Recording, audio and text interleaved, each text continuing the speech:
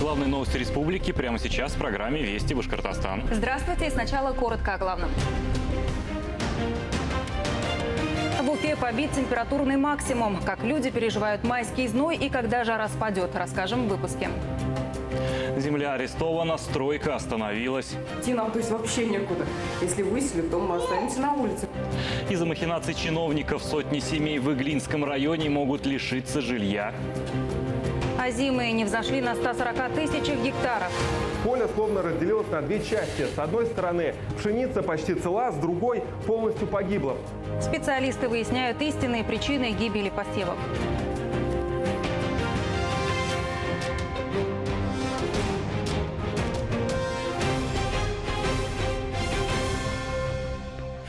Итак, в Уфе установлен температурный рекорд. 12 мая впервые за 35 лет воздух прогрелся почти до плюс 32 градусов. Эту жару синоптики называют аномальной. Между тем, в республике неофициально уже открылся пляжный сезон. Айнур Гибадуллин расскажет подробнее. В солнцезащитных очках с мороженым в руках. Так уфимцы встретили жаркие дни уходящей весны. Такую солнечную погоду синоптики уже назвали аномальной. Ведь лето еще не успело вступить в свои права, а столбики термометров зашкалили.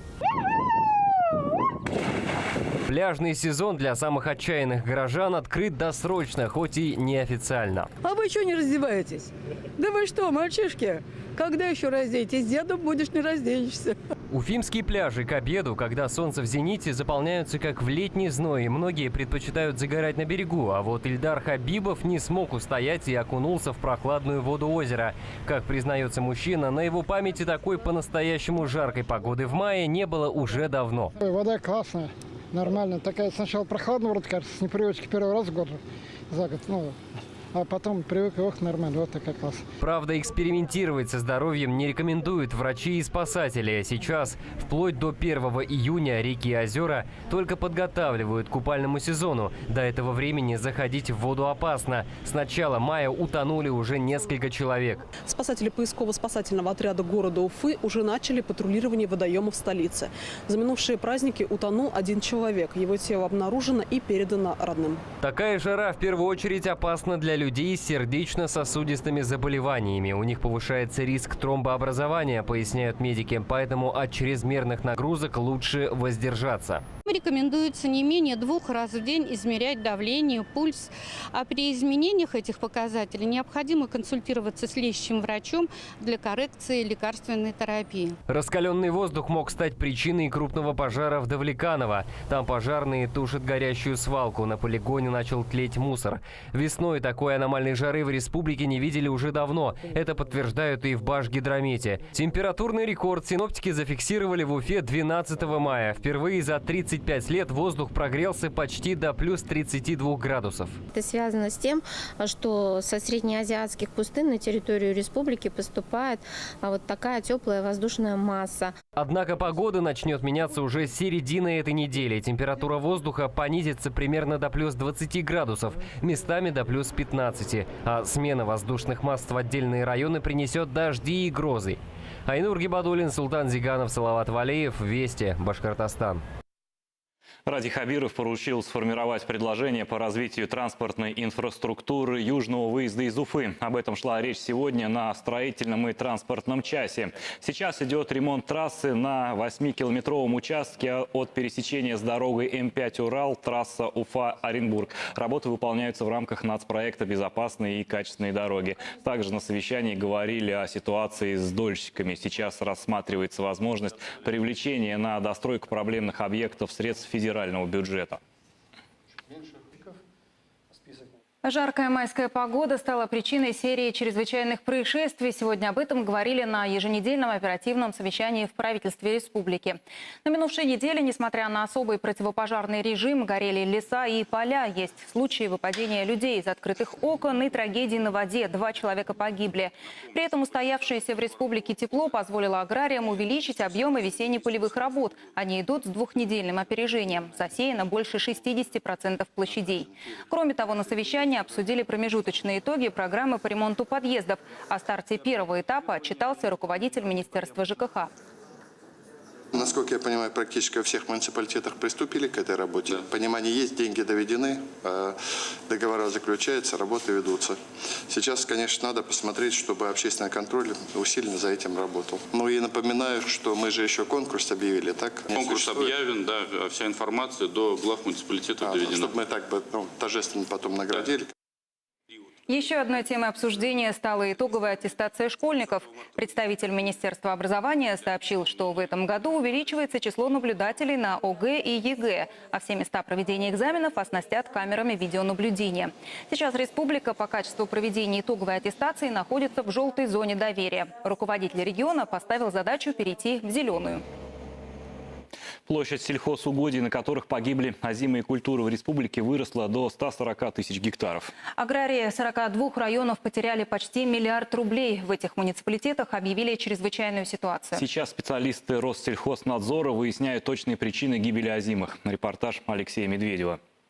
Уфимский район, деревня Николаевка. Это поле одно из немногих, где урожай пострадал не так сильно, рассказывает Азат Сайфуллин, главный агроном сельхозпредприятия. Из 2500 гектаров уцелело всего лишь 600. Последний раз ущерб такого масштаба он наблюдал 17 лет назад. Аграрий любую утрату переживает тяжело. А это уж, можно сказать, очень тяжело. Это мои старания, это мое время, это мое желание. Это мой труд, и он загублен.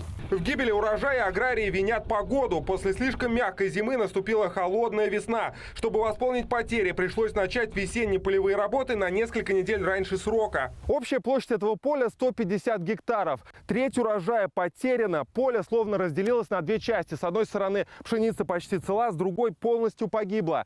Так что аграриям поверх озимых культур пришлось сеять яровые сорта. Причину гибели озимых определяют сотрудники референтного центра Россельхознадзора. Они взяли несколько образцов пшеницы. Каждые 20 гектаров специалисты берут новую пробу, чтобы учесть все особенности ландшафта. Наша задача сейчас помочь сельхозтоваропроизводителям сохранить то, что вырастет, то, что сохранилось, да, не погибло. В этом поле, значит, на посевах озимой пшеницы поработали еще шведская муха.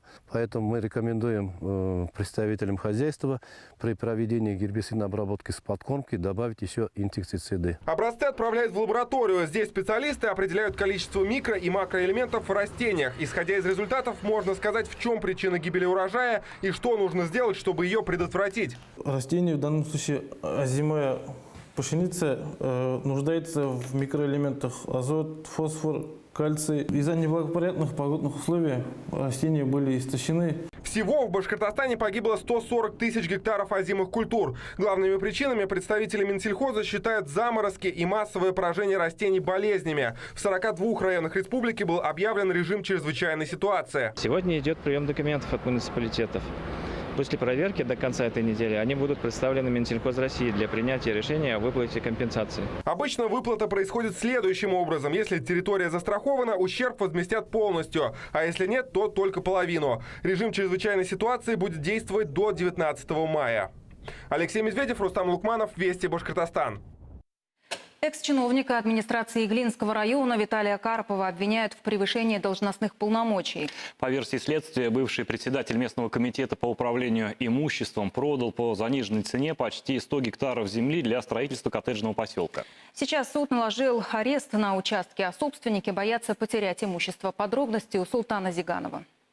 Жизнь в активно строящемся микрорайоне Кузьминки-Виллидж Иглинского района сегодня буквально замерла. Около 400 семей, купившие здесь землю и дома, считают, что могут лишиться своих квадратных метров. Ведь почти 1500 участков по решению суда арестованы в связи с махинацией землей одним из районных чиновников. Мать Павла Кузнецова – ветеран Великой Отечественной войны. Дом приобрели по выданному ей жилищному сертификату на 1,5 миллиона рублей. Но теперь сын не знает, как сообщить матери, что подарок 9 мая она, возможно, не получит. Начали все обживать, завозить мебель. 30 числа приехали, нам говорят, что земля в аресте. Звоним застройщику, как так получается? Мы, говорит, сами не знаем. Многие жители микрорайона брали дома и участки в ипотеку. Сегодня ежемесячно выплачивают взносы. Перспектива остаться на улице с долгами по кредитам их, естественно, не радует. Вера Зинурова в Кузьминках живет уже 2 года. Часть ипотеки погасила материнским капиталом. Теперь боится, что деньги потрачены впустую, а она сама вместе с детьми останется на улице. Идти нам, то есть, вообще некуда. Если выселят, то мы останемся на улице, в принципе, вот так. И мат-капитал, тем более, он вложен уже в ипотеку, часть ипотеки погашена. Кроме того, арест притормозил бизнес местных застройщиков, хотя они утверждают, что все необходимые документы у них есть, и разрешение на строительство, и квитанции на оплату госпошлин. Материал, он портится, дожди сейчас идут, то есть он чернеет, плесневеет, то есть это деньги. Дома, которые есть, готовые, мы их не можем даже не продать, не зарегистрировать, которые строятся дома. Все просто остановилось. Работы по благоустройству микрорайона тоже приостановились. По словам все тех же застройщиков, для этого все было подготовлено. Осталось только начать, но арест земли нарушил все их планы. Для отсыпки дорог силами одного из собственников земли сюда, на территорию микрорайона, завезли щебень почти на 20 миллионов рублей. Хотя работы так и не начались. Кроме того, по словам местных жителей, строительный материал уже кто-то начал растаскивать, как видимо, на личные нужды. Анна Дронь собственником, по ее же словам, стала легально и о том, что участвовала в преступной схеме, не знала. Говорит, даже не подозревала, что один из местных чиновников, по версии следствия, заменил категорию земли населенных пунктов ценой почти в 1 миллиард рублей на земли сельхозназначения, а затем якобы продал за 2 миллиона одному из местных жителей. Сама Анна утверждает, что лично ей несколько сотен участков вообще достались бесплатно по мировому соглашению. Председатель КУМСа, к которому я никогда не имела отношения абсолютно никакого, почему-то нас к нему приплетает. И наши земли, получается, стали заложниками вот этой ситуации. Так же, как и мы сами. Однако следователи считают, что именно такие собственники, возможно, даже невольно помогали реализовывать потенциально преступную схему. Они размежевывали и продавали участки. Прибыль от фактически украденной у муниципалитета земли уходила в частные руки. Кому именно, сейчас выясняют сыщики. В настоящее время следователями, криминалистами и исследователями Иглинского межрайонного следственного отдела Следственного комитета России по Республике Башкортостан совместно с сотрудниками управления ФСБ России по Республике Башкортостан проводятся неотложные следственные мероприятия с целью установления всех обстоятельств совершенного преступления, а также лиц, причастных к данному деянию. Но уже точно известно, что район понес многомиллионные убытки. Обвинение в превышении должностных полномочий предъявлено бывшему председателю местного комитета по управлению имуществом. В ближайшие 2 месяца Виталий Карпов проведет в СИЗО. Султан Зиганов, Рустам Лукманов. Вести, Башкортостан. А сейчас о других событиях дня. В Уфе на глазах у десятков горожан сгорел грузовик. Авария произошла сегодня на проспекте Салавата Юлаева. На кадрах видно, как вся кабина длинномера Скания объята пламенем. Через несколько минут после получения сигнала на место происшествия прибыли пожарные, которые потушили возгорание. По их данным, погибших и пострадавших нет. Кража 2 велосипедов из подъезда по улице Российской в Уфе попала в объектив камер видеонаблюдения. Эти записи преступления, совершенного на днях, сейчас изучают сотрудники правоохранительных органов. На кадрах видно, как 3 преступников проникают в дом, а вскоре покидают его уже с добычей в виде двухколесного транспорта. Сейчас молодых людей ищут полицейские. Клещи уже покусали больше 1000 жителей республики. Количество обращений в Центр гигиены и эпидемиологии резко выросло. Сотрудники лаборатории отмечают, что из всех исследованных паразитов примерно 2% оказались носителями вируса клещевого энцефалита. Всего же специалисты Центра исследуют от 6 до 8 тысяч клещей в год.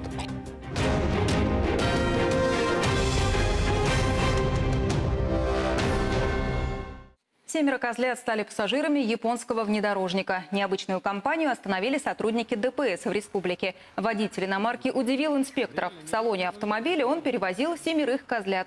Сотрудники ГИБДД сделали мужчине замечание, так как ни один мохнатый пассажир не был пристегнут. Такие сегодня вести. Хорошего вечера.